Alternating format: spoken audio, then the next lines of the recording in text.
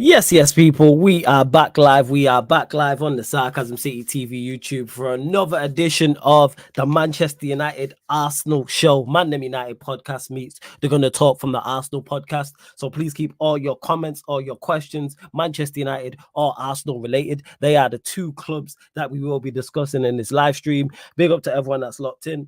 I ain't gonna lie, I'm still feeling under the weather from yesterday. I haven't drank that much in a minute, people. So yeah, if I'm seem a little off, if I'm off the pace, if I'm moving like, I've just come back from injury and I'm trying to get back up to speed in the game. You don't know why. If TJ's hitting me with shots, you know what I'm saying, and that just catch me like, yo, Flawless don't normally even get hit with this or like all that type of stuff. You don't know why. But I gotta introduce one of my co-hosts in the building. TJ is here as well. Yes, TJ. What are you telling me, fam? You good? 1, 2, 3, 4, 5. I'm 6 times very, very good, Flawless.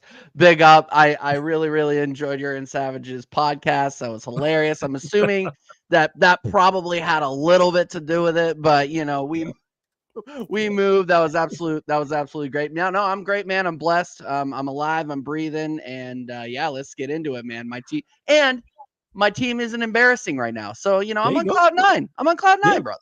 So if you don't know, TJ's obviously referencing Arsenal winning 6-0 at West Ham. I had to actually ask TJ beforehand, before this. I was like, have we spoke since then? And it's like, no, we haven't. So big up to Arsenal doing great things. So we'll be discussing that, obviously discussing kind of, because on paper, they do have a favorable run in the Premier League till Manchester City. Can they win every game? And Manchester United, not embarrassing me off the pitch for once. It seems we're actually trying to make moves. I didn't Yeah. know about all these roles and all these abbreviations from CEO to COO to technical director to sporting director to, I believe, Jason Wilcox. They want him to work underneath Dan Ashworth as the sporting director. I had to do my research, people. I've actually got it open on another tab, but I know the chat will keep me posted and up to date with what's going on anyway. So we will be discussing that with Manchester United reportedly approaching Dan Ashworth, and we also linked to Jason Wilcox as well. I can see I've spelled his name wrong in the title. I will change that, people, but run up the likes as well. Make sure you share this across all the socials. That's me, Flawless, at Sarcasm City TV as well. Make sure you subscribe to TJ's channel as well. Yeah, man. Yo, Absolutely. Eli, yeah, I was, man. Like during that live, you lot might have not known it, but yeah, during that live stream, like I was waved during that live stream. But you still just got what's it called? You got the show must go on. That's what it is. But you don't want to know. But yeah. I was sauced. That's what I would say. But yeah, make sure you go check out the Sarcastic and I've Savage never show. I've never been It is. sauced on a stream before. I have no idea what you're talking about. Yeah, you never been. But yeah, big up the chat. Danny, I see you in the chat. Says big up Stephanie G. Big up to you. Of course, salute to Warrior J. I will star your question as well. Eli, who I mentioned, King of Yorkshire in the building as well. Big up to Noble. See you in the chat. Also, make sure I don't miss anybody out before we start. And yeah, my larger Pula, and big up for putting Arsenal's up and coming fixtures, Warrior J. But you lot, like I said, get your questions in. We will get to it as well. But yeah, TJ, I think there is only one place to start. West Ham United 0, Arsenal 6. Yeah. Very impressive performance. Very impressive result. Yeah. So no, it was what was I telling you and Tony last week is that if we lose to West Ham, it means absolutely nothing that we beat Liverpool. No, right? Facts. It's we can talk about being in the title race all you want, but if we didn't win against West Ham, then we would have been in the title race for a total of what, 7 days, 8 days? Like, what does it matter? You got to go up, you got to line up, you got to beat the next guy. And we absolutely smashed them. That was the best football I think I have seen them play under Mikel Arteta. I really do believe that. It was slow going. I think we were really missing our chances at the beginning. Saka probably should have had a hat trick with the amount of chances that he had in the first half before he finally broke through on the pen. But I mean, just the fluid football, the attacking football that we played. I mean, we just caught West Ham completely off guard. It was a masterful performance. I mean, and it's peak when I'm Arteta out and I'm giving him 8, 9, 10 out of 10s, right? So you got to give a performance like that credit. I mean, William Saliba, absolute masterclass with his boy Hutch back there with Gabriel. Header champions again, by the way. I don't think there's anybody else, any other single individual. I think somebody hit me with the stat that since the break, I believe Gabrielle's in 4th place in scoring in the Premier League. Those are all headers, by the way. Somebody can feel free to check me on that in the chat, but that was dropped on me. It's a confidence builder. And what was the big C word? It wasn't confidence, it was consistency that I was talking about with you and Tony last week. And I think we proved that now we will have that consistency moving forward. I know Warrior J has a question that I'm going to answer here in a minute, but just sticking on the game, absolute masterclass from the guy that we've been talking about on this podcast for the last 3 weeks, and that's Declan Rice. We were talking about him being the man, being the guy in the 6, and being that guy who is a 6 in the true sense of the word. And Tony was asking for him to say, hey, I want him to contribute more offensively. I'm wondering if Declan Rice listens. They have to listen to our shows. They might listen. You know what I'm saying? 100%. No, they 100% do. And Dex said, you know what? I'm going to listen to him. I'm going to go ahead and go out, get 2 assists, and an absolute screamer of a goal from just outside the final third. Like, I don't even he was 10 yards outside of the box. It was an absolute screamer of a goal. And he didn't celebrate. You are looking at the future Arsenal captain, people. And people are saying, oh, TJ, why are you talking with so much chest? Sorry, we just won 6-0 away. I'm talking with some chest. Talk about it, man. Declan Rice is the future Arsenal captain. And I'm not going to go ahead. That's not me saying, oh, Odegaard didn't put in a shift. He absolutely did. 2 assists, one of Odegaard's best games of the season, too. Easily one of the best games of the season for Martin Odegaard. But Declan Rice holding it down in the midfield has been the difference since the boys got back from Dubai. Period. End of discussion. Not only was he playing, locking down that midfield, he was advancing the ball, getting balls into the final third, and scoring. Absolute masterclass from Declan Rice. And he has that winning mentality where, you know what? I'm not going to celebrate. Yeah, it was a worldie of a goal, but he didn't celebrate. It was his old club. He showed him respect. And that is something that I want to see out of an Arsenal captain. Then, Bukayo Saka. He ended up actually getting the man. I think he actually got the official man of the match because he got 2 goals. I was happy to see that he picked up form. Last year, it made me a little nervous when we put him on the pen. Because last year I believe it was at West Ham. He was at West Ham. He missed the penalty. Yeah, man. And I was just like, immediately we're like, oh man, we're having flashbacks. But he put it away, easy as you like. Then got another. Then I saw a little bit of it, and this is another reason why I cannot believe I'm going to be bigging up Arteta as much as I am. Do you think? You could tell that he switched up. He gave these guys different directions for West Ham United but you could see Bukayo Saka was not going outside all the time. He was actually cutting in. And on that goal, he got a through ball in between the defenders, which you have not seen Bukayo Saka do very often. I think he had one other goal doing that exact same thing earlier in the season. But other than that, he had been going out wide. And when he cut in between the defenders, perfect through ball, boom, second goal of the game. We need to start looking for other options in the final third. And I think we saw that against West Ham away. And I will say, obviously, West Ham, brutal. Like, here's what they were doing 30 minutes into that game. Towel, you're throwing it in. They were done. They were completely done. They might as well not come out for the final 45. They did not play in the second half, which was nice to see because we could actually sub off our strong starting 11 players and put on some youth, put on Ethan Nwaneri for more than 5 seconds just for a headline. You know what I mean? And he looked half decent. Obviously, West Ham were finished, but from the game plan down to the substitutions, it was a perfectly executed game. Easily, I got to give Mikel Arteta his flowers. It was easily the best game he's coached at Arsenal. And yeah, we move on. We move on to Burnley. I want to see the exact same thing. I don't want to see any pedals getting put off the gas. I don't want to see any feet off the gas, period. We have to keep this momentum going into the Champions League because Porto away is not going to be easy. And I expect us to win now. We have the momentum. I expect us to get a result away.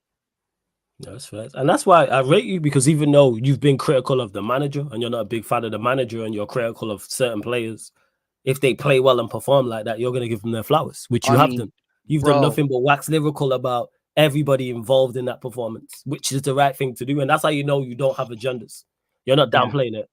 I'm just a fan, I'm just a fan, and the guys, like, that's what Arsenal supporter. That's why, like, when the guys deserve to be slagged off, I'll slag them off. But when they deserve to be praised, they deserve to be praised. And I think, the only players that don't deserve all the flowers, I think, was again Kai Havertz. But by comparison, obviously everybody in the team played well. So, like, I ended up giving Kai Havertz like a 7, right? But he played a decent game, but compared to his cohorts in the midfield, compared to everybody else on the pitch, he just doesn't contribute as much. But again, I try to be as objective as possible, try to keep the context in the game and in the context of this game. Fantastic. And for all the people in the chat, and I see Ryan out there, I see you. You're saying, "Oh, TJ, you're panicking. You're being too negative." Dude, it is February. Talk to me after the Newcastle game, and then we might have something to talk about. Craziest part is he agrees with you that Arsenal ain't gonna win the league. So I don't know what you're being negative on. I know. When your overall opinion and his overall opinion is the same.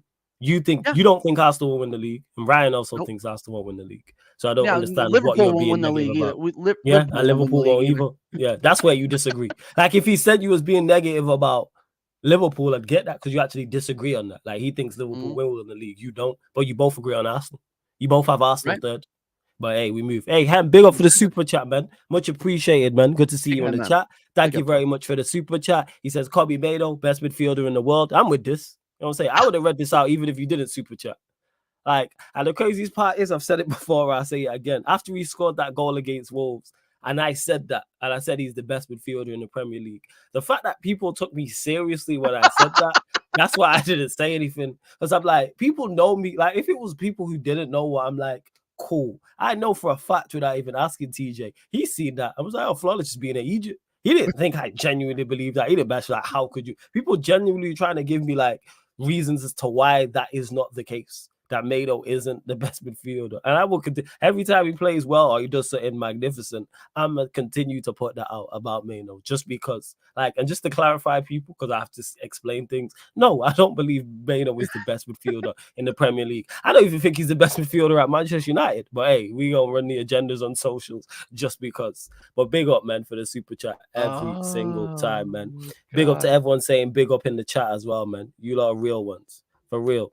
Eli says, this is a good question. What do you guys think of playing Jesus in the left central midfielder role? So basically, as an 80 saying it could be a situation similar to Joe Linton at Newcastle, where that role suits him more as a technical baller and he can make those late runs. Thoughts? I would say maybe. One thing I will say is I don't want to see him at 9 anymore. We have a number 9, and his name's Leo Trossard. The guy is an absolute stone cold killer, and I will come back around to this question. He is an absolute stone cold killer, and he does not always hit the net. I will say that. Am I saying that he's the best finisher in the league? Am I saying he's even the best finisher at Arsenal? No, I'm not saying that. But what I am saying is that he actually makes an attempt. What drives me crazy about Gabriel Jesus and Havertz in the 9 is that they hesitate. They have a chance. They hesitate. They look around for a pass instead of just taking a shot on net, which could probably easily either result at worst as a shot on net that's blocked away or parried away. There's several times this season that we've seen that. Trossard doesn't hesitate. He might miss, but pure, like, example, but perfect example was that game against West Ham United. Absolute crazy, great finish that you would expect out of a number 9. So when Jesus does come back and he's healthy, and I hope they don't rush him back, because I think that has been the problem, is that he keeps getting these reoccurring injuries because Arteta wants to rush him back into the lineup. No, we have shown that Trossard can be that consistent option at number 9. He can do it. He doesn't hesitate. He's a stone cold killer on his day. Jesus in an LCM role, man, I think he needs to hold. Personally, I think he needs to hold bench and then come on in reserves for Martinelli or Saka if they fall out of form. Okay. We saw him play right wing against Man City and do a job. Played great hold up football on the right hand side, did a job, and we saw him do it at Man City for years and years on the left. I would say that he's more of a winger. He's more of that technical winger that can get the ball inside and can give your men in the center more of a chance. I just don't I don't know. Like I wouldn't mind seeing him there because obviously our options at LCM are scant. Like you see Havertz in there. He Yeah, looks like Kai a lost Havertz in freaking there. Yeah, dude. Havertz in there is He looks like Frankenstein, no brain, just like Havertz. Was a midfielder. nothing Always in there. dreadful. Like he's more useful just being a presence at 9 than he is stinking up the midfield at the 8, not doing much. Like let's just be real here, guys. Let's just be real. I wouldn't mind seeing it, but I wouldn't want to do that kind of experiment at like when Newcastle come to Arsenal or when we go away to Spurs. Like if we're gonna do that, let's play a lower league side and see if he does a job. Or if we dust Porto away, play him at home. But it's not something that I would necessarily want to experiment with. We've seen Kai Havertz play in the 8 and we get a win, right? I would just say let's go with the starting 11 that we know is going to get us results, and if we have a chance to try him out there, if we need to shoehorn Gabriel Jesus in that role, I wouldn't. How about this? I would rather see him there than ESR because ESR just hasn't done the job yet. So you're at that. So you'd rather see him there than Smith Rowe. I know you'd definitely rather see him there than Havertz. I don't think it's actually that bad of an idea, to be honest. I don't think it's ideal. When you look at the options Arsenal have, I don't think it is ideal. Well, it's just the fact. It's just a lack of options. The fact that Eli's even bringing this up is embarrassing, right? Like he doesn't. How many times has Gabriel Jesus played in the midfield? I don't think I've ever seen him play it. No. That granted, I never really watched him play at Manchester City because I'm an Arsenal fan. I don't really watch Man City unless we're playing Arsenal.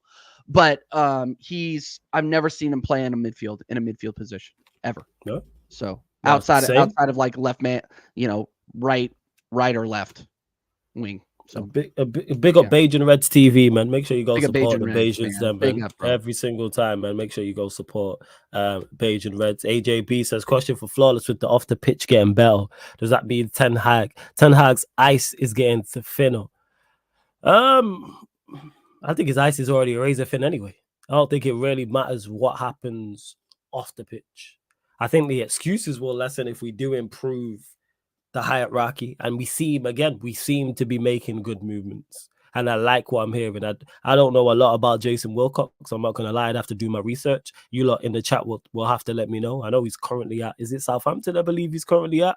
Dan Ashworth I know a little bit more about because we've been linked to him, but in regards to the level these two are at, it's not the highest, so I'm not sure if they're not exactly the best in class, but it's still a step. It's still steps. Let me pluralize that.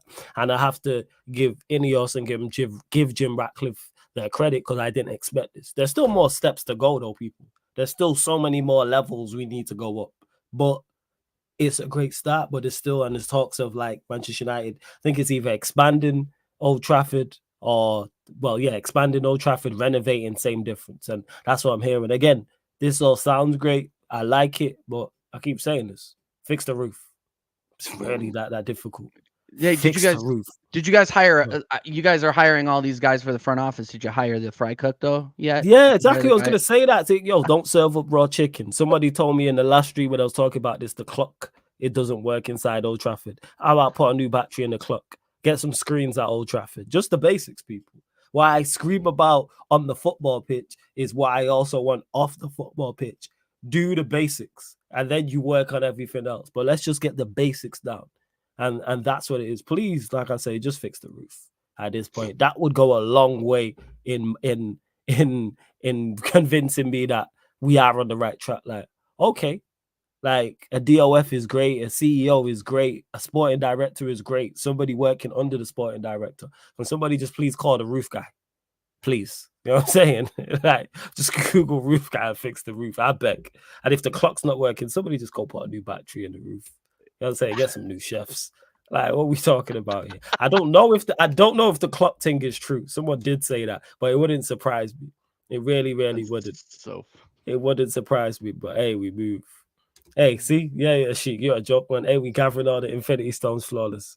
Relax. You know what I'm saying? They could. I know he's saying this jokingly. Could be magic beings, fam. Could be magic beings. I'm telling you, for real. Dude, Paul Teeds. Yeah, go on. No. I wouldn't. Wouldn't you guys like? You guys would settle for some of those old CRT TVs at Old Trafford at this point, Exactly. bro. The stuff from the stuff from '95, just a big screen that you just Yeah, roll in there. just a big screen. Yeah, that's it.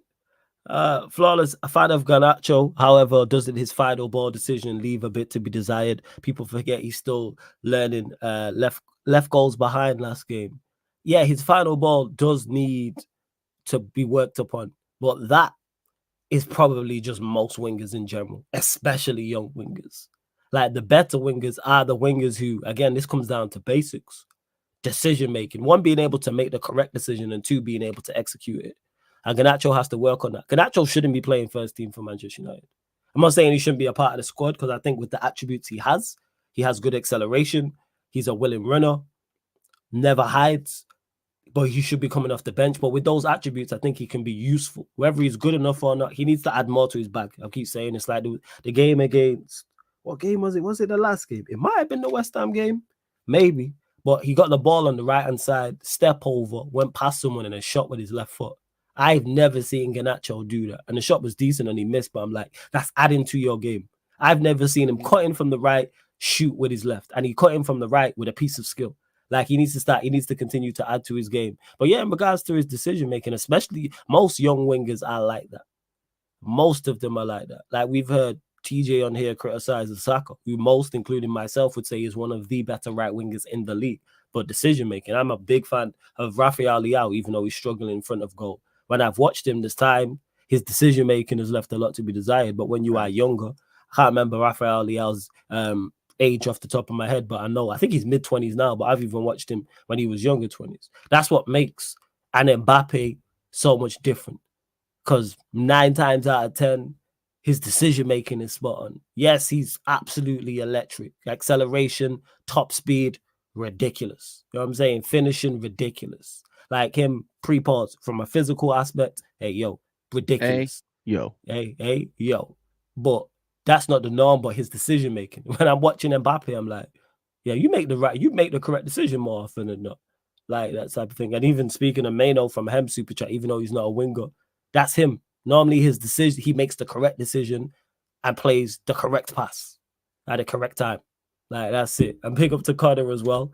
You lot, make sure you big up Connor, because the new banner on the YouTube page, Connor made it. So if you need edits, go check it out, people. Connor, there you go. Yeah. Because Connor hit me up and he was like, "You don't have a banner," and I was like, "Do you make edits?" And he was like, "Yeah." I was like, "All right, let's make one and we'll pattern something." So if you need edits, that's your guy. Good prices as well. So make sure you go support Connor as well, and you'll see me on his channel.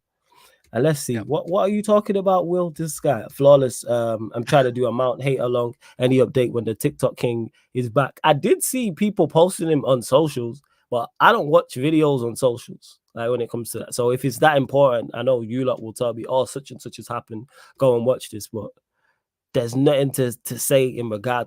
It's just such a bad signing. And the crazy part is his contract was done in the year. So if we really wanted him, we could have just waited up until January, just gone last month, and signed him in the summer and saved ourselves a big money and saved ourselves probably a signing on fee and spent that money elsewhere. But people said, trust the manager. He knows what he's doing.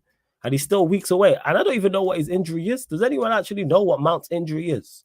Because I have no idea what his actual injury is. It seems he's just been out for ever. I can't remember the last time he played. I said pride. Yeah, for real. And the thing is, he don't even get back in the team. Spent all that money, chased him all summer long, and he doesn't get back in the team. But hey, we move, man. Like, I'm really not fussed. Warrior J says, Arsenal have been scoring goals in set pieces lately.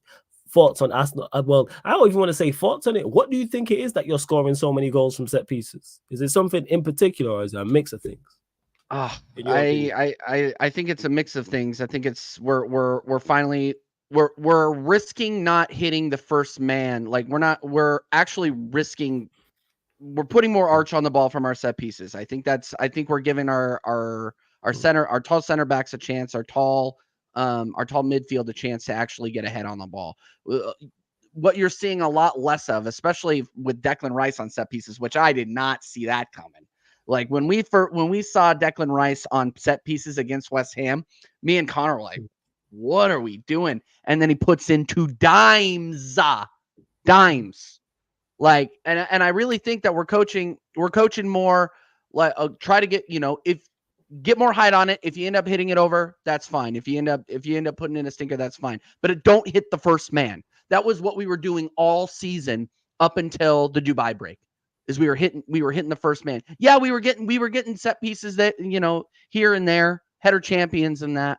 But the drastic improvement since we've gotten back from Dubai, I think, is Arteta saying, you know what, if you put it over, you put it over. But don't hit the first man. Because then we get countered immediately. So that's just what I know. That's a really good question. And honestly, and look, we're second in the league from goals from set pieces to Everton. And that's pretty much how Everton score. So the fact that we're starting to score from open play and we're scoring from our set pieces, man, if we can continue this form, you might turn me into a believer. I'm not there yet. But the fact that we are finally scoring from open play is a huge boost to the Arsenal fan bases and the Arteta naysayers, because that's what we've been saying all season long. I've been saying it on this podcast every single week since August. And now we're finally showing improvement in that area. So I'm gassed. And this is your upcoming fixture list. So this is up until the Manchester City game, away at Burnley on Saturday. Then you're at home to Newcastle, away to Sheffield United, home to Brentford, home to Chelsea, and then away at Manchester City. So let me ask you 2 questions. Do you think, can Arsenal win all of these Premier League games up until Manchester City? Yes, we can. Okay. The biggest challenge I see on there is Newcastle at home. Newcastle are a bogey team for us. I don't know why. They just are. I think I don't remember the last time we beat them at home. I think we beat them at St. James Park last season 1-0, and they stunk out a draw against us at home. We have problems against them because they are so physical. They're a shithouse team. Bruno Guimaraes going out there playing hockey and rugby, forearming people in the back. Nobody's calling it. The guy gets away with I'm not going to get into that, but I'm still frustrated about that. They play us very, very physical. And we as a club just aren't used to that. We do not have a ton of big men in the midfield. We have Kai Havertz, who gets stuck in and was a shithouse back. I will give him credit for that, but Martin Odegaard is not going to be the guy that gets stuck in. Declan Rice, yeah, he's that tall, he's a presence, but he isn't going to be getting in people's faces and getting stuck in like Kai Havertz is. We get bullied. That's the problem with Newcastle. Whenever we play Newcastle, you reckon it's a physicality standpoint? It's a physicality thing. They're shithousing. They're freaking bully. And by the way, the people, TJ, you think you're going to beat Man City away? I'm talking about the games leading up to Man City. Yeah, I did ask that just to clarify, people. I did say just up until Manchester City. I didn't, because I am 99.9% sure we are dropping points at the Etihad. Okay, there's obviously that little sliver of hope that we don't, but we are. Let's just be real. So Newcastle, I think, is the toughest fixture in that run up. Burnley, we're going to turn over. I'm going to say 3-0 minimum. Newcastle, I hope we get a result. Sheffield, 3-0 minimum. Brentford at home, we should be killing them. I think we beat them 5-0 the last time they played us at home. And then Chelsea at home, last time we played them at home, we beat them 3-0. So yeah, we're going to be beating them. So I think, honestly, based on history and how Eddie Howe plays against us, he offers the toughest matchup. He really does. I think they are the toughest matchup out of this, obviously up until Manchester City. And I said shout out to, I was on Dan Potts' channel, big up to Dan Potts, and me and Judge Mo was debating this, and I was saying I think Arsenal will drop points in this running, because everyone's looking, is it favorable on paper? Yes. But I think this will show to me why Arsenal won't win the league title. Like, if this is Manchester City with this running, so let's say Manchester City are Burnley away, Newcastle at home, Sheffield United away, home to Brentford, home to Chelsea, we're expecting 5 wins out of 5. It's not a debate. Yep. But with Arsenal, it is there. I think you beat away to Burnley. I've said this. I think it'll either be Newcastle at home or Brentford at home that you lot will drop points. I think it will be one of those two. I think it will be one of those two. And I think this will show as to why, because the pressure is on, because one, you've been in a good run of form recently, and two, like I said, the pressure is more so, even more so on because it's favorable. And it's like, all right, let's go and put a run of games. Yeah, though the only reason I'm going to disagree with you is because Brentford, they just don't have the personnel. They just don't have the personnel to equal us, to be honest. I really don't think so. So is Embuemo back? I believe so. I think he. So and Bremo's back. They got Ivan Toney. Ivan Toney. Well, Ivan Toney equalized at the Emirates. I can see that happening. And it's we should have signed him. I can hear troops already. Well, no. Oh no, and he's exactly right. So you literally put two guys on those. You literally focus on those guys where the goal's coming from. We gotta locking down Ivan Toney. That's one guy. I literally think we can beat them at home. I really do think so. We beat them when they had Ivan Toney last season. Yeah, you can. I just think one man is saying, and Bremo is back in training. Apparently, I could just see that happening. I really can. Well, yeah. You're these games. Well, no, here's my biggest problem with Arsenal too, and I'm still going to disagree with you. I still think we're going to beat them, but we play down to the opposition, and that is what kills me. That's why we dropped 5 points. Could you imagine where we'd be if we hadn't dropped 5 points because we lost concentration against Fulham? That's going to kill me, bro. My point is, Fulham fit that category. Yeah. Fulham we should beat Fulham at home. We should beat West Ham at home. Hear that if an Arsenal fan. But the reason why Arsenal falls short is quality, people. I'm telling you.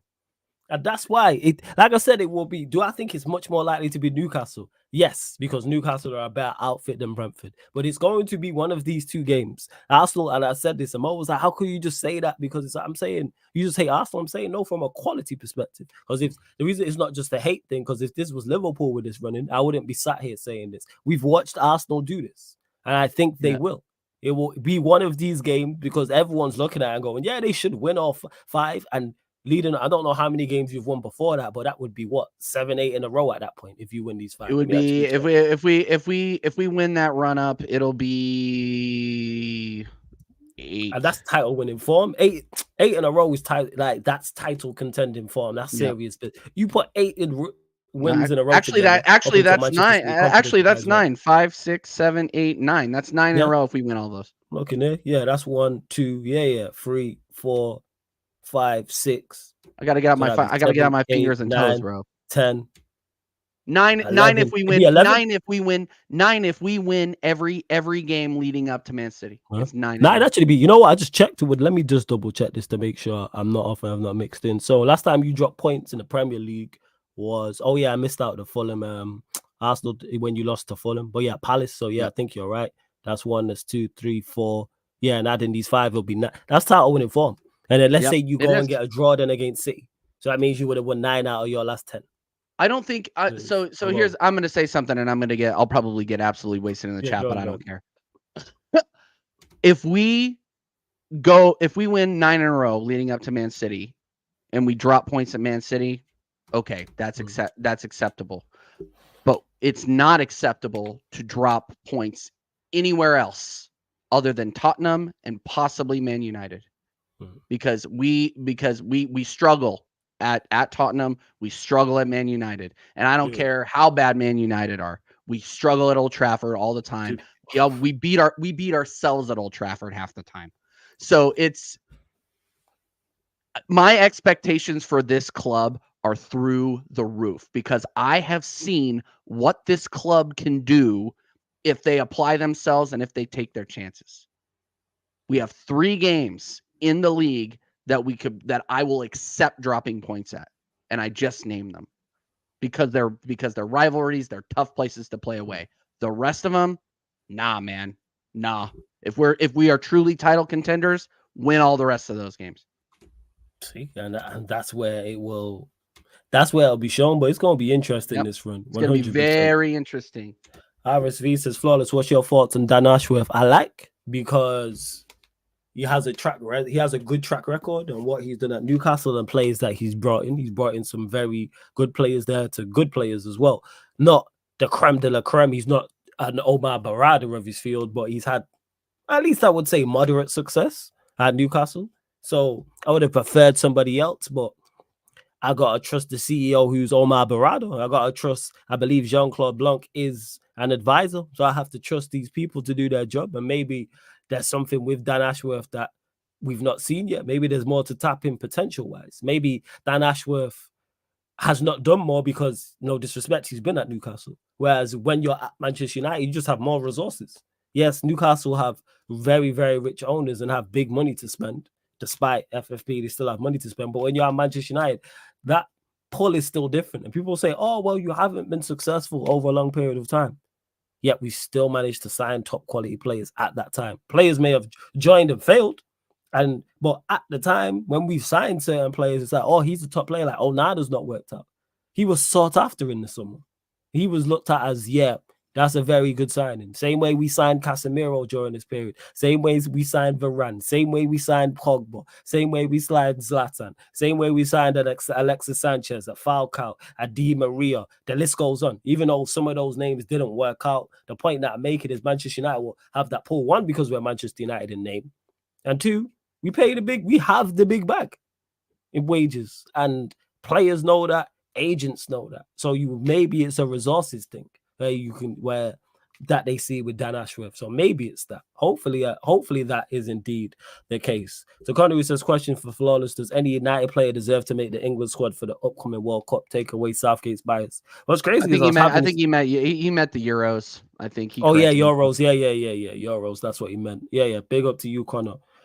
What's ironic is obviously my cousin's birthday yesterday, so I was there with the fam, and with me and his brothers, my other cousins, was talking about it. I like how England, and if I was saying England have the best team but won't win it because of Southgate. But in regards to, does any Manchester United player deserve to go? Outside of no bias aside, and I know I was running jokes before about it, Maino should go if he continues his form, because England in that area lack of lot of quality. Like when it comes to a defensive 6 or 8. Like him and Rice as a blend, speaking of Rice, makes sense in that midfield to me. Rice, Maino, whether it's Bellingham, whether it's Maddison, whether it's Grealish, whoever else you want to play in that midfield three. But does any outside of Maino? Maybe Shaw, because there's just no other left backs. But they're the only two that I can think of. But I'm not going to. Rashford off form really shouldn't go. Who else do we even have in England? I don't even know what other English players. Maguire, I suppose, actually. Yeah, I'll go for Maguire in there. I don't think he should start, but he's performed well this season. He's had a decent season, so he should go, to be honest. So I don't think he's not played badly at all. And I'm the first to criticize him, so I'm always the first to criticize, first to praise. I'm very fair. And even though I don't rate him, when called upon, Harry Maguire's done his job this season, so he should go based off that. So probably Shaw, Maguire, Maino. If the chat can think of someone that I've missed, I would say that's it. That's it. Let's see what else you are saying as well. Warrior J says, Flawless moving to United. Flawless thoughts on the upcoming Luton game on Sunday. Well, see, it'll be a tough game because Luton will give us a game.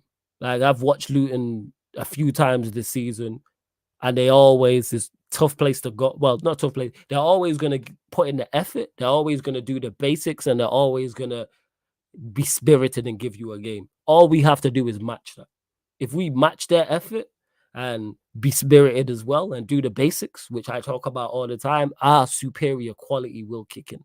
That's all we need to do. Just don't go there and don't do anything silly. Play the game. Don't let the crowd, you know what I'm saying, get rowdy.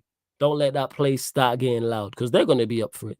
Because Manchester United are coming into town. So that place, Luton, the place is always rocking anyway. But specifically with Manchester United coming to town, that place is going to be rocking. So don't go there and give away an early goal. Don't go there and give away a lot of corners and free kicks in dangerous areas. Don't be silly again. Comes back to the basics. That's what I would say. Come back to the basics. Yeah, no worries, Connor. Yeah. TJ caught it. It's all good. And yeah, before we continue, like check 1 2 1 2. Like check 1 2 1 2. Let's run up those likes. Over 50 people in here.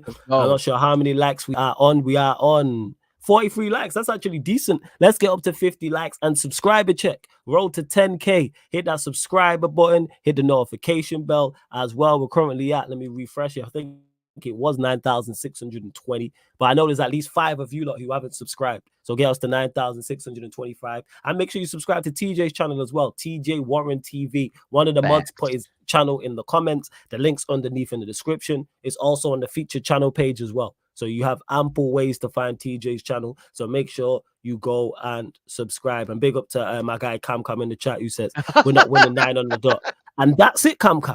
But when I say it, it sounds wild because people are like, oh, you just hate Arsenal. Like, no, I don't think Arsenal are that caliber of a team to go and win 9 on the dot. Do I think Manchester City can do that as much as I dislike them? Yes. Do I think Liverpool are capable of They've shown they can do it? Yes. Yeah, they've shown they can do it. Liverpool can do it. Someone told me Liverpool go win. I know they're on a winning run now. Oh, they can win 9 on the. I'm not arguing you down. I think that's the difference between City and Liverpool and Arsenal, and why I think Arsenal will finish third. Now, they could prove me wrong. Maybe they go and win these next 5, and then they draw at City, and then Arsenal and say, I called this wrong. Arsenal are much better than I expected, like last season. Arsenal were miles better than I expected them to be. I think most people, I don't think anyone expected the Arsenal we've seen. Yeah, and Cam is 100% correct. We're likely not going to. What I am talking about is we have shown that we are capable. So if we are serious about it, we'll do it. But has this team under Mikel Arteta ever won 9 in a row? No. That's it. That's it. No. Yeah, that's it. And Ryan says, to be fair, Arsenal are 4 in a row and the next 5 games are a piece of piss. All right, so let me ask you then, Ryan, just a quick question. Oh, just a quick question. Do you have them winning the 5? That's what I want to know, Ryan. Do you have them winning the 5 games in a row? Like, that's what I want to know. I just need a yes or no. That's what I want to know. And to Cam, who says, flawless, if Arsenal win the league, I'll start jumping on these streams again. I just run Agenda FC. Fairs? I'm saying, I'm open if you lot win the league, you and TJ, Tony, the rest of the Arsenal fans, guess what? This is how you lot know that I show love all the time. If celebration stream for these man. I'd leave these man to it. If we win the league, I'm getting kicked off YouTube. Yeah, rightfully so. Celebration stream. Same way with AFCON. We was obviously running bants and jokes. Shout out to Prime, Victor, and C1. And Prime was like, "Oh, if Nigeria win it, can I host a Q&A?" Of course, man. Celebrate. Just that there ain't City fans like that around. But if Arsenal win the league or Liverpool win the league, I'll let their fans on this channel. This is your moment. As much as my hair, like, oh, you deserve it. You win the league. Like, do your thing. Do your thing. So you're saying, yes, they're winning their 9 games in a row. All right, cool. So easy. You know what, Ryan? If you, you're going to regret being in the members only chat if that happens. If we lose, if we drop points to like Chelsea, say we draw at Chelsea or lose to Chelsea, I am going to. That's going to be the beautiful thing. I am going to find you. That's the beautiful thing, TJ, is people act like we haven't seen this before. It all looks great on paper for Arsenal. Same way, I swear, before you played, if I remember correctly, last season, the Southampton game you drew 3-0. Did you not play City? Was it not in and around that time? Am I mistaken? Did you play them? It was in and around that time. I gotta, you know what? Chat, let me know. So basically, and that's off the top of my head, we've seen this before. You are killing me, Ryan. When they drew 3-3 to Southampton, they lost to somebody else at home or drew. I swear they was playing Arsenal they was playing a City or a Liverpool around that time, if I remember correctly. And they could have went a certain amount of points clear. Because there was 2 games, the West Ham game as well. I swear it was around that time. So, God damn it. Big up Vader in the chat as well, every single time. Big up Vader. Big up Vader every single time, man. That's my guy. Let me bud you actually, Vader, 1 second. Yes. Big up to Vader. Guy. Every single time. Oh my God. Yeah, no. Now you got me looking this up. See, look, Eli said it. Pool, West Ham, then Southampton. Thank you, Eli. Yeah. And what was the result against Liverpool? Do you remember? Was that the home game or the away game? No, it was 2-2 when we coughed it up. That was when it all fell down. Yeah, that was when it all fell down. So people, and that's off the top of my head. We've seen this before, literally last season, where before that we would have go to Anfield and get a draw. That's a good result. Then you beat West Ham away, and then you beat Southampton at home, and then that sounds fantastic.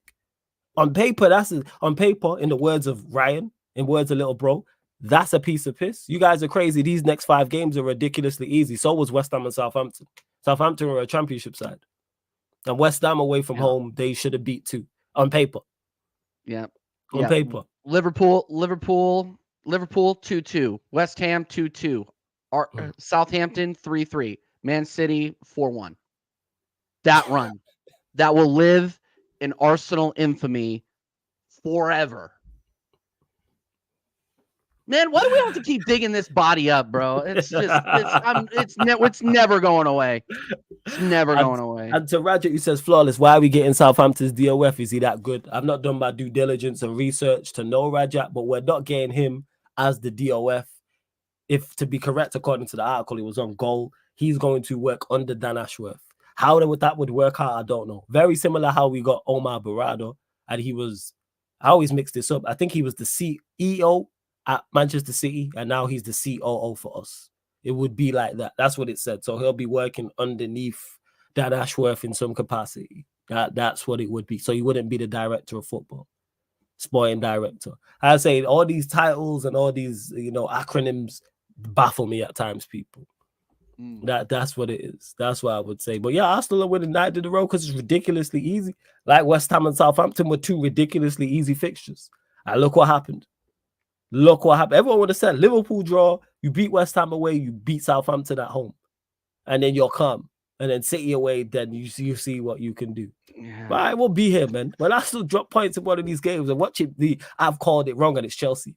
Get me on a stream with him so I could just. Oh, we gonna make that happen. We gonna do the Gonna Talk from the Arsenal analysis Anfield Man United pod. Oh, we doing that. We doing that. 100%. We gonna make that happen. Without doubt, we are going to make that happen. Without doubt, we will be doing that 110%. Let's see what else you are saying. Yeah, man. Of course, Vader, man. You're a part of the team, so that's why I modded you. That's why I modded you. We're at 50 likes. Big up. Continue to run up the likes, though. Continue to get your questions in as well. Just please keep them Manchester United or Arsenal related. Ed says, if all defenders are fit, what position would you want to see Timber play? Left back. No ifs, ands, or buts about it. You saw this guy put in an absolute shift against Man City in the Community Shield. And yeah, people say it's a charity game. Man City didn't take it seriously, blah, blah, blah. They look like they were pretty serious to me. Cole Palmer looked like he was pretty serious to me. So, and I'll tell you what, Timber looked like he belonged there. Like he slotted right in. Obviously, we had our stinker against United. It was a preseason match in the true sense of the word at MetLife. But this guy slotted in against Man City in the Community Shield like he had been playing for us for a couple of years. I want to see him at left back. I want to see him solidify it, and because not only is he a left back in the true sense of the word, he does have the ability to carry the ball forward. Whereas Kiwior, our only other option, doesn't really do that very often. And Tomiyasu is not a natural left back. Yeah, he can play over there, but you would want to see him on the right. So yeah, no, Timber left back immediately. And now, we're kind of asking what if Timber hadn't gotten that ACL injury. Like what would we be looking at? I don't think we would be looking at losing any games in the group stage in the Champions League. I think our vulnerability over on the left side of the pitch is pretty brutal. So I think that he solidifies that left side, and we move forward going there, because whenever you talk about the back line, who are you normally talking about? You're talking about the left. You're talking about the fact that we have to play Kiwior there. You're talking about the fact that we have Zinchenko inverting and we have essentially a back three. You're talking about Partey when he wasn't injured. He was over there playing on the right and inverting. We're always talking about our fullbacks more our left backs. So yeah, Timber, left back right away. Let's go. Get him in there. That's fair. And Ryan actually came up. This is actually a good question. Let me see. It was so good I actually forgot to start it from him, because it is in regards to the title race. I'm just stunned that he actually had a good question. It says, who has the most favourable run of fixtures for the rest of the season out of us, being Liverpool, Arsenal and Manchester City? So this is Arsenal in the Prem. So we'll see what we class it. So Burnley away, of course, tomorrow, if you're in the UK time zone, or another time zone. Newcastle at home, Sheffield United away, home to Brentford, home to Chelsea, away at City, home to Luton, away at Brighton, home to Villa, away at Wolves, away to Spurs, away to Bournemouth, away to Manchester United, at home to Everton. So I would say it's tough, because obviously form from your team, form from other teams, injuries on both sides can play a factor. But we can just try and basis of what we class as tough. To me, when I look at these Arsenal games, I go Newcastle at home, City away, Brighton away, Spurs away, Arsenal away. I would say those 5. Maybe did I mention Brighton? Yeah, I mentioned Brighton. So they're the 5 for me. I would say those 5. What are you saying? Obviously, you can pull up the fixtures for yourself as well, TJ, and you can see for Arsenal in regards. But I'd say 5. Yeah, I'm looking at Arsenal right now. So so we got Burnley away in the league. I'm only going in the league. Yeah, Obviously, league wise. We're still in the champs, but still Burnley away, Newcastle at home, Sheffield away, Brentford at home, Chelsea at home, Man City away, Luton Town at home, Brighton at home or Brighton away, Aston Villa at home, Wolves away, Tottenham away, Bournemouth at home, United away, Everton at home, which will win 5-0 after the league is done and dusted and we finish third. I mean the toughest fixtures for us. I mean, I think just based on form, you have a tougher schedule. But I mean, if we're talking honestly, the toughest games, like I said, I already mentioned Newcastle at home. They always play us very, very tough. Brighton are a team. You don't know what Brighton you're going to end up playing, but we should beat them away. Wolves away might be challenging. Gary O'Neill might bring something to us. Tottenham away is going to be a problem. And they're going to be up for that, especially if you are involved in a title race and they're still chasing. That is probably going to be the match of the season at that point in the game, because I think it's going to be deciding spots. And honestly, like it stresses me out. That's why it's so important for us not to drop any of these points against sides like Brentford, against sides like Bournemouth, against Wolves away. And Wolves are not an easy team to beat. Like people can't come out here and say, oh yeah, Wolves will push over at home. They're not. Gary O'Neill has trained those guys to be killers on their day. So yeah, I'm not looking past anything, man. I'm really not. I'd say about 5. So this is Manchester City's running. Chelsea at home, Brentford at home, Bournemouth away, Manchester United at home, Liverpool away, Brighton away, Arsenal at home, Villa at home, Palace away, Luton at home, Spurs away, Forest away, Wolves at home, Fulham away, West Ham at home. So I'd look at that and I'd go, obviously, of course, Liverpool away, without doubt, Arsenal at home, Brighton away, Spurs away. I'd say those 4 are the ones I'm looking at and go, they'll be tough fixtures for them, I would say. So I think this is less than Arsenal. And then this is the Liverpool running. So you got Brentford, obviously away to Brentford, home to Luton, away at Forest, home to Manchester City, Merseyside derby away at Goodison, home to Brighton, home to Sheffield United, away to Liverpool, away to Palace, away at Fulham, away to West Ham, home to Spurs, away at Villa, and at home to Wolves. It might be Liverpool still. Yeah. And look at this. City obviously will be tough. Everton away, regardless, that'll be tough. That'll be tough. Yeah. Like they're gonna give you a game. Like they're gonna give you, and if you're off it. So I look at City home, Everton away, Manchester United away. They're probably the 3. So in regards to favorable running, probably Liverpool. In my opinion, probably Liverpool. Like Liverpool, then City, then Arsenal. I think Arsenal have the least fair on paper right now on the 16th of February, 2024. 1:02 a.m. UK time. Is it Greenwich? You know what I'm saying? Greenwich time. Yeah.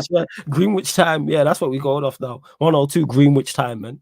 You know what I'm saying? Right, that's what I would say. So yeah, Ryan, you've kind of just, thank you for asking this question, because to me, Arsenal have the toughest run of fixtures on paper currently right now. And I'd say Liverpool actually have the more favorable. If you could swap someone, I would. If I'm chasing the title, I want Liverpool's running. But then if I'm in the running, I want City's team with City's manager. So here we are. Right. I mean, and Liverpool, do they still don't know their FA Cup schedule. They still don't know They don't. Do they know Europa I League. know they're playing Europa League right now, so they don't know what their Yeah, not Europa League yet, schedule is because yet. obviously they won their group. Yeah, They'll they be in the won. They next won. round. Yeah, they're in the next round already. So who knows? I mean, really, it could come. Like, we might be thinking fixture congestion. Who knows? Like, True. it's a big question at this point. But yeah, if you're looking purely at the league, then yeah, Liverpool has an easy run in. I mean, and everybody's going to be watching that game on March 10th. So That's it. it's Oh, gonna I be fully fun. hear what you're saying there. And Stephanie G says, TJ, do you think Arteta's prioritizing the Premier League over the Champions League? Absolutely, yeah. Yeah. Yeah, he is. I think so. Okay. I think so. So it's what are, I think it's tough because I don't think we have the quality of squad to go far in either to go the distance in the Champions League. But I have to say the same thing for the Premier League. But if you're here's why I say this, Stephanie, is, and I always and I say this because I'm a broken record. The best judge of future behavior is past behavior. He does not take Europe seriously, and he stays in the job if we get top 4, if we get top 3. I think he will take Porto very, very seriously, but then he's going to be looking at, okay, what fixtures do we have in the league? What fixtures do we have in the Champions League?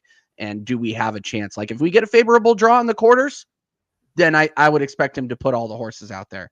But if, we're playing, Real Madrid in the quarters, then he's probably going to be like, well, I'm probably going to focus on winning the match that we know we're going to win. And I think people are going to be like, oh, TJ, why would you say that? Blah, blah, blah, blah. Because he does not take Europe seriously. Throws these tournaments in the bin for continued success in the league, however you want to, their version of a success, which is top 4. So he stays in the job. I mean, if we drop out of the top 4 trying to go and win a Champions League, he's gonna be out of the job.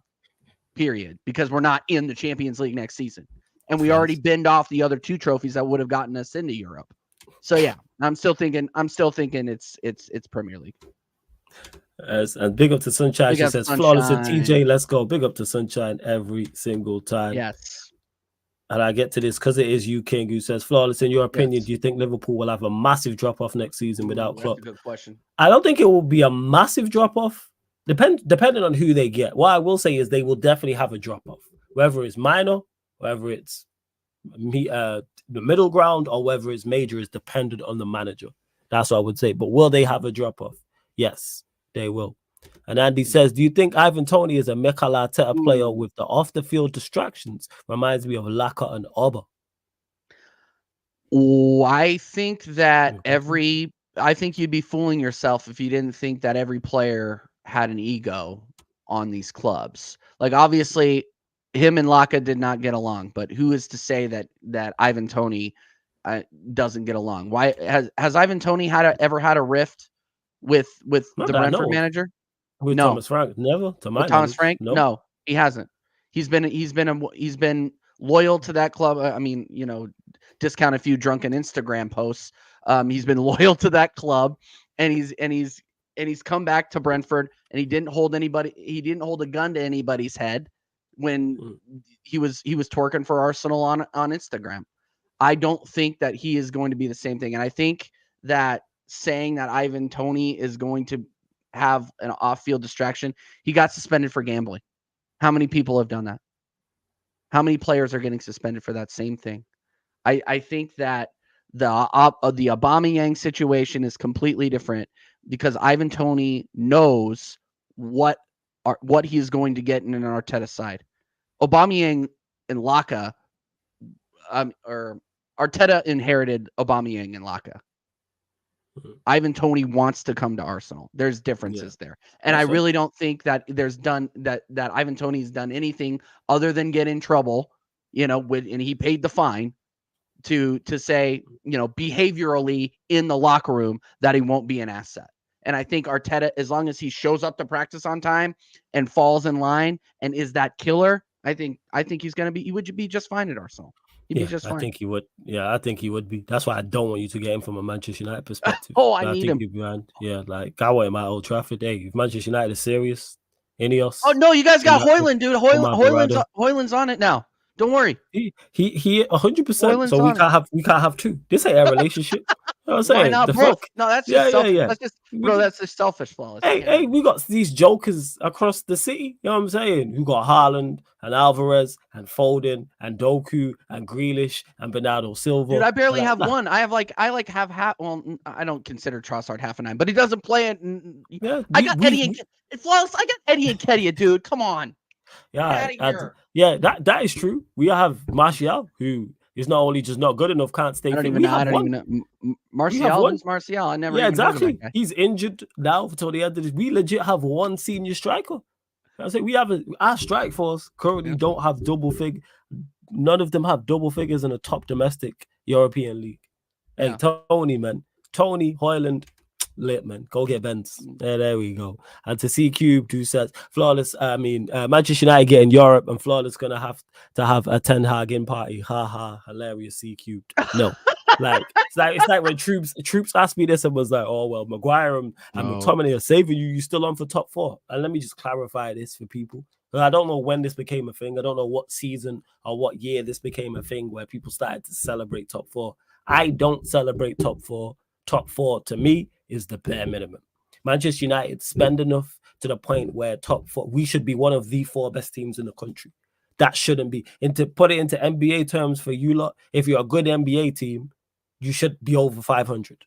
Comfortably over if you're a good NBA team. You should be comfortably. Forget going to win a championship. Forget being top 2 in your conference. If you are a good NBA team, you should be over 500. So if you're a good football team in the Premier League and you spend what we spend on players and wages and managers and how we should carry ourselves, we should be comfortably one of the 4 best teams in the country. That's why I don't celebrate it. Shouldn't be no clause or if we finish top 4. Nah. Yeah. Definitely. Let's say if you're a good striker, at a top club, getting 15 league goals should be calm. You play 38 league games, you should get 15 goals. Flawless, I'm telling you, you guys are gonna get 5th. I'm telling you, man. It's just the way it is. I'm thinking. Why? Who's your top 4? Who is your top 4? I got right now. It's Man City in this order: Man City, Liverpool, Arsenal, Spurs, United. See, that's my 4, but I don't see us fin. I see this is what we're doing. I don't think I think Aston Villa are doing the drop off thing. I really. You reckon they're going to drop off heavily? They're going to drop off. Yeah. Let me see who their next game is actually. Let me see. I think it, and and Can's correct, dude. If you guys get Champions League, here's the thing: is I don't want you to get Champions League because I hate you guys, right? I can't stand you guys. Like on the same like the only reason I stream with you and Staffy or you're my boy because you're my boys. Other than that, I hate United. I can't stand United. Yeah, that's fair. Or your fan base. But I want it so bad because I need to see you suffer again. I need to see you see, and that's how people understand. Like that's where I'm at with champs. Like, because 5th is still up in the air depending on what Manchester City and Arsenal do in the competition. I don't want to be in the Champions League to be an also ran. Worst case scenario, you're a dark horse. Worst case scenario, I want Manchester United to, and this may be unpopular opinion, I don't want to be in it just so I don't get banned by TJ and others. Like, no. Like, if we're in it, at least be a dark horse where people go, you're not one of the favorites. You're not top 4, top 5. But with a favorable running, you can get to a final and win the competition. We also runs. You know how I know we're also runs? Because we're getting knocked out by also runs. Galatasaray and Copenhagen. 2 teams who no one has anywhere near the competition. Galatasaray, I believe, with the team, they dropped down to Europa League, and no one's looked at them and gone, you know what? They're favorites for Europa League. So we getting beat by Europa. Like I've said it before, that was a Europa League group. It's embarrassing. So absolutely, that's where I'm at now. It could change if we get a new manager and we get some new players and we become a good unit and a cohesive unit. I go, all right, at least don't go out there and embarrass us. And if we get knocked out by Real Madrid over 2 legs, I hold my hands up and go, we competed, they're just better. All right, I'm mad about it, but it wasn't going out to Copenhagen or Galatasaray or when we got knocked out to Atletico Madrid. Also runs. Like, I'm tired of that. Yeah. Like, no, you should be the again, like I was talking about basics in regards to being top 4. Being the best of the rest is not too much to ask. I'm not asking for us to be number 1, number 2. I'm not even asking us to be top 5. I'm saying be the best of the rest. So don't be the creme, but be top of the second tier. And we spend enough and we invest enough to be the best of the second tier. All this bottom of the second tier, middle of the third tier. What kind of shit? Bottom of the fourth? What kind of shit is this? I'm saying getting beat by these and people like, oh, you don't rate Copenhagen. From again, I don't watch Copenhagen week in, week out. But from when they played us, do I rate Copenhagen? You don't No. watch Denmark football? Sorry, go ahead. Yeah, Oh no, all these people that are saying, "Oh, Copenhagen are aside." You don't watch them outside Europe. Get out of here, dude. That's why I was saying all these facts. That's how far you guys have fallen when you guys are complaining about calls in a game against Copenhagen, the champions of Denmark. The Danish champions. The Danish champions. And I'll exclude Steve from that. Shout out, excluded Kaneki from that. Like there too, if you're in the bracket of a Strasbourg, Steve or Kaneki who watch everything, yeah, but they're very rare. There isn't many people who watch football across all of Europe. Those two individuals, I throw Jez in there, those three individuals who are on this channel on a regular basis, they're three people I'll hear talk about the Danish league. Because you know why? I know them man sit and watch it and we'll break it down like it's the Premier League. But vast majority of people talking like, no. So I can only go off the 2 games Copenhagen played against us. They're calling them moderate is being kind. Played Galatasaray. Again, calling them moderate is being kind. Bayern Munich, people have watched a little bit more because obviously it's Bayern Munich. When they played us, moderate. They weren't great against us. We did that. They did at their best to give us the game at their place, and we did our best to give them the game at their place. We just offered the better helping hand. That's all it was. Copenhagen is saying. Copenhagen said, here's a 2-goal lead inside 30 minutes, comfy. And then Rashford said, you know what, I'm going to go get sent off. And then we crumbled. Same with Galatasaray. Oh, here's a lead. And we just said, no, after you. Like that's what it is. I'm not. But in regards to Europe, if we're not going to be a cohesive unit, run as Europa League and go win that. If that's the case. But do I think we finish 5th? No, I don't, even though Villa are falling, it's like, I don't see it happening. But we will see. Question for Flawless. How many players do you see being sold this summer? I have no idea because it depends on who the manager is. Depends on what this board want to do. If they got any sense, it'll be unrecognizable from this season. If they've got any sense, it should be completely different. But that's just me.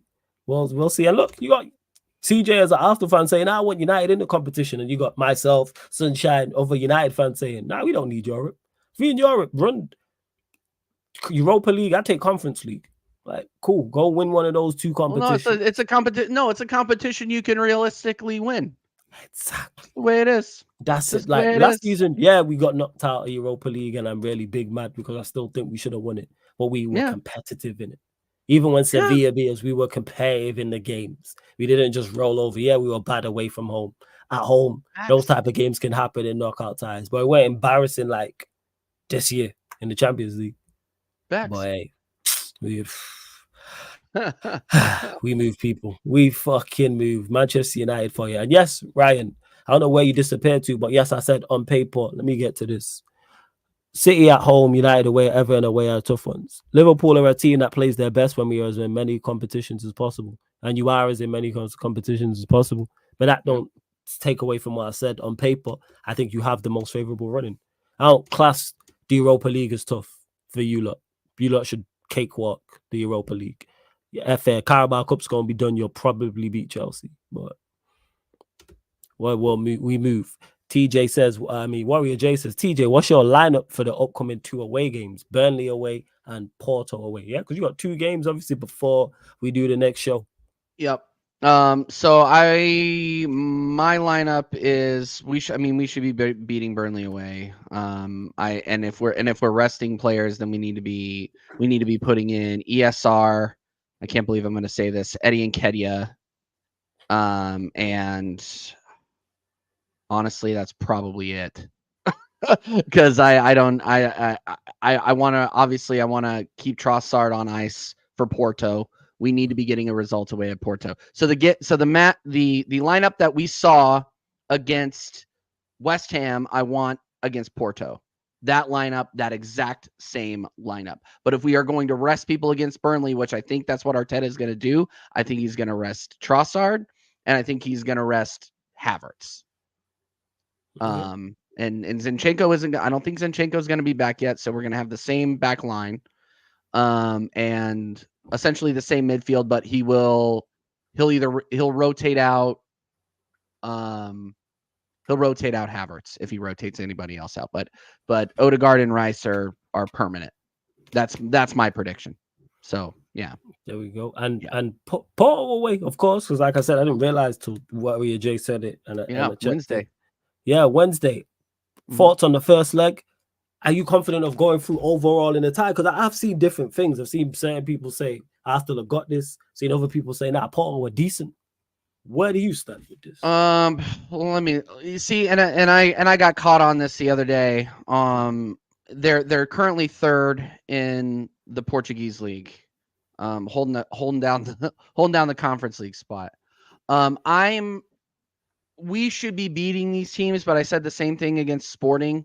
I think we're a better team starting 11-wise than we were against Porto or than we were against Sporting last season. But Sporting last season, we didn't take it seriously. We didn't take it. We were starting Fabio Vieira. We were starting our second string because we were prioritizing the league. I think that Arteta is going to prioritize this. I think we're going to play our starting 11, and I think we're going to win. I think we're going to win the tie. I don't think we're going to win the first leg. I think we're going to draw the first leg and then put them to the sword at the Emirates.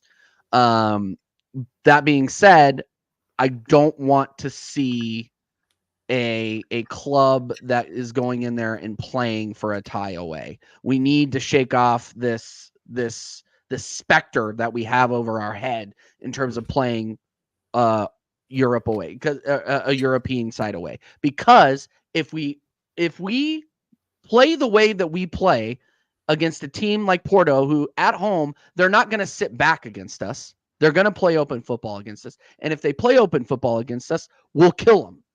And I've been saying any team on the balance of play, if they play open football against us, they're not playing a low block. They're not playing defensive and trying to hit us on the counter. If they play open football against us, we will kill them. And we usually kill them by over 2 goals. So I don't see Porto doing that. That's why I think I'm talking with a little bit of chest, because I think out of the draws that we could have gotten, Porto is a favorable one out of the options that were left. Obviously, Man City playing against world beater Copenhagen, obviously that's a really, really tough fixture. But out of the ones that we could have gotten, Porto is a favorable draw, and I think we can beat them. So all right, so that's fair. So predictions for both Burnley away and Porto away. Burnley 3-0. Okay. 3-0 away. And then Porto. I just don't trust this manager away, man. I just don't. I could see TJ's like, I don't trust this guy. I don't trust this guy. I don't trust this guy. Yeah, we lost to the 12th place French league team in the group stage. I'm gonna go 2-1 Arsenal against Porto, but I wouldn't be surprised at all if we see a draw. Okay, wouldn't be surprised at all. First, and big up to you, Gil. Big up to you. You know what I'm saying? I'm blessed, and we are going to close out this show, people. Make sure you subscribe to TJ's channel, TJ Warren TV. One of the mods, please put his channel link in the comment section. Links underneath in the description. It's also it's underneath in the description. It's also on the channel page, featured channel page as well, people. So then there is a playlist for this show. If this is your favorite show, there's a playlist for this show, so you can find the Manchester United Arsenal show, Man United, going to talk from the Arsenal podcast. All of the shows are there, but make sure you hit the like button on the video. Please make sure you subscribe. We will be live in just over half an hour, people. We are live on the playback. We are doing the Utah Jazz versus Golden State Warriors. That NBA watch along will be going down on playback. Download the playback app. Go to playback.tv/sarcasmcitytv. And if you have an NBA League Pass, see how you see me and TJ on the screen now. If you have an NBA League Pass, the game will be on behind us. That's how it works. And I will be like I said, doing some. Actually, if you join the membership, link for the memberships in the pinned comment as well. First 5 people to join the general membership will get NBA League Pass for the rest of this month and the following month. That is a deal, guys. Get on that. So there you go, people. I need to forget. Did I add it? I might have added it. I don't know. I'll have to double check if I've actually added it to the membership. If not, I will do that after this, people. But TJ, let them know where they can find you, what you got coming up, all that good stuff. Yeah, bro. Big up. Great show again. Dude, we've been going for an hour and 20 minutes. It just flies. Oh yeah, absolutely. TJ Warren TV people, big up the chat every single time. I would appreciate the sub. We are on the road to 800 on my Let's go. channel, so I appreciate it every time. You got the American Idiot show coming up tomorrow, 9 p.m., and we got that Man City fraud Vader coming on tomorrow. And we got the man himself, Strasburg Steve, the Nostradamus, the know-all of football coming on. So it's going to be us three running the American Idiot show. And then obviously we got Burnley. We got the Burnley watch along and the Burnley match reaction. You can also catch me on American Waffle on Staffy TV Monday nights. And then I have a new show, people. I have a new solo show that a lot of you guys tuned in for. I'm seeing a lot of familiar faces in the chat that tuned in for that. It's one of those things. It's literally me talking to you guys and giving my thoughts. And it's just literally called It's One of Those Things show because it's something I say all the time. So it's a solo show, me bantering with the chat, answering questions, giving my thoughts on Arsenal because, hey, I'm mostly a panelist with other people. Obviously, you get me and Flawless on, but I'm usually in a panel of like 6. So it's just a good opportunity for me to talk one-on-one with the subscribers, and we get a lot of good interaction there. So I'd appreciate the sub, guys. That show is on Tuesday nights at 11 p.m. UK. And Flawless, thank you, my man. This is a lot of fun. Of course, man. I love this. You know what I'm saying? Like I've said to you, man. The only bad thing about you is an Arsenal fan. Other than that, it's always great. It's always great conversation. Yeah, obviously, United fan. Nobody's perfect, right? Yeah, it's like that's it. 110%. Glad you lot have enjoyed the show, man. Big up. Don't forget we are available on all audio platforms as well, people. So Spotify, iTunes, Apple Podcasts, SoundCloud, wherever you get your podcasts, wherever you listen to music, wherever you stream music. If there's a podcast section, Sarcasm City TV will be there. So like I always say, if you want to listen while you're cooking, while you're cleaning, while you're driving, maybe you're at work. A lot of people be doing that, listen to us at work. And maybe you just don't want the YouTube app open. Maybe it's like, you know what? I want to be on my phone, or I don't want the YouTube app open, sucking up all my data. It is what it is, people. So Spotify, if you have a Spotify account, it's free. Follow us and 5-star us on Spotify, please. All you iPhone users, make sure as well, iTunes, Apple Podcasts, 5-star us and leave us a review. Same with SoundCloud. Hit the follow button as well. And I did put the Sarcastic and Savage podcast on there as well. But I know you jokers are going to watch that one on YouTube. But there is an audio version as well. You absolute comedians in the chat. YG, no pro clubs because I'm doing an NBA game. So pro clubs is back tomorrow, people. Pro clubs is back tomorrow. And to Jason, before we go, says, I don't know what to do. I'm in a mess situation. What's the situation? And I've dropped all the audio links in the chat, people. Also, as well, what was I going to say? And I dropped the NBA playback as well. I mean, NBA playback, the Sarcasm City TV playback. And let me know who's live. Let me know who's live, Warrior J. You know what I'm saying? Or if you're like Sheik, maybe you just want to listen to audio because you're with your babes. You know what I'm saying? And that maybe you're on the Sheik tank. And Staffy's live, yeah. We'll raid Staffy, and we reach 60 likes. Big up. There we go. We go. But like I said, I want to see you lot on the playback. I'll also be live on the Twitch as well. So it will be a dual stream for those that prefer watching on the Twitch. But yeah, if Staffy's live, we'll just raid Staffy. So just put Sarcasm. Hey, Beijing Reds, are they still live actually? How long they been live now? You know what? We'll raid my Beijing Reds, but big up to Staffy. I raided Staffy last time, so I will. There we go. So yeah, man. Love to everyone that has locked in. This has been the Manchester United Arsenal show, Man United podcast. Going to talk from the Arsenal podcast.